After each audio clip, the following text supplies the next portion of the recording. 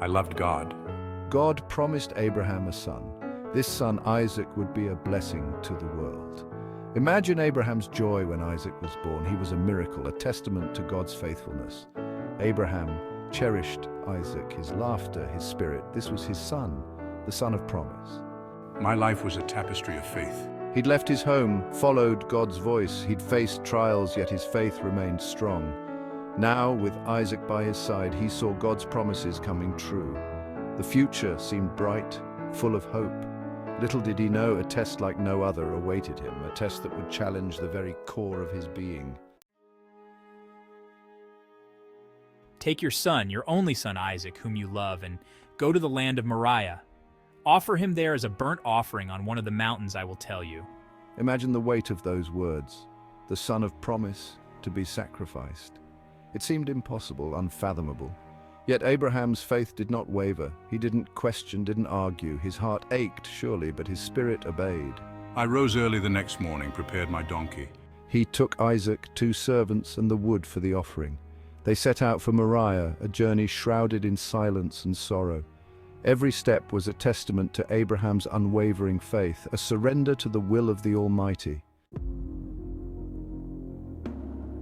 The journey was long. 3 days they traveled.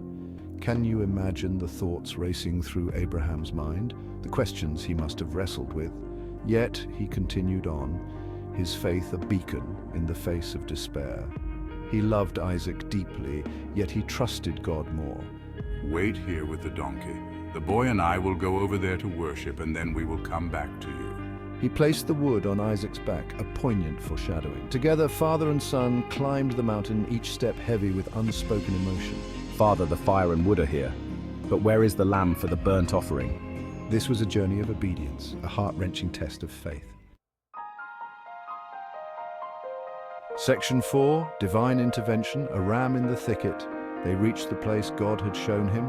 Abraham built an altar, arranged the wood. He bound his son, Isaac, laid him on the altar. His heart must have shattered with every action. He raised the knife, ready to obey. Suddenly, an angel of the Lord cried out from heaven, "Abraham, Abraham!" He looked up. "Do not lay a hand on the boy," the angel commanded. "Do not do anything to him. Now I know that you fear God, because you have not withheld from me your son, your only son." Relief washed over Abraham. He looked up and saw a ram caught in a thicket, horns entangled. He went and took the ram and offered it up as a burnt offering instead of his son.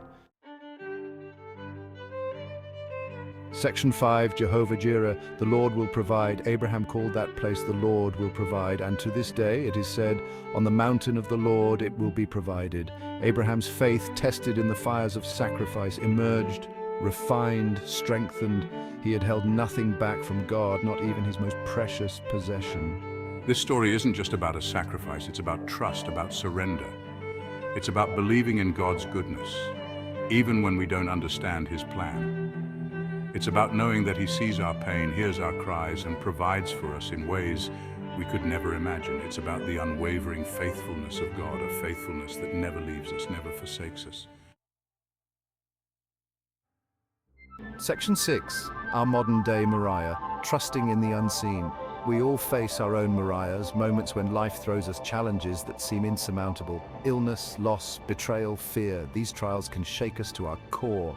In those moments, we're faced with a choice, to hold on to our own understanding or to trust in the God who sees the bigger picture. Remember Abraham's unwavering faith. He didn't understand, he probably didn't want to understand, but he trusted God even when it hurt. He climbed his Moriah, step by agonizing step, because his faith was anchored in the one who holds the universe in his hands. Section 7, hope anchored in faith. He will see you through. God sees you in your Moriah. He sees your pain, your fear, your confusion, and he whispers, "Trust me." He's not asking you to understand, he's asking you to believe that he loves you, that he has a plan for you, and that he will never leave you nor forsake you. When you're facing your own mountain, remember Abraham. Remember his obedience, his willingness to surrender everything. Remember the ram in the thicket, the provision that came at just the right moment. And hold on to the promise of Jehovah-Jireh, the Lord will provide. He will see you through.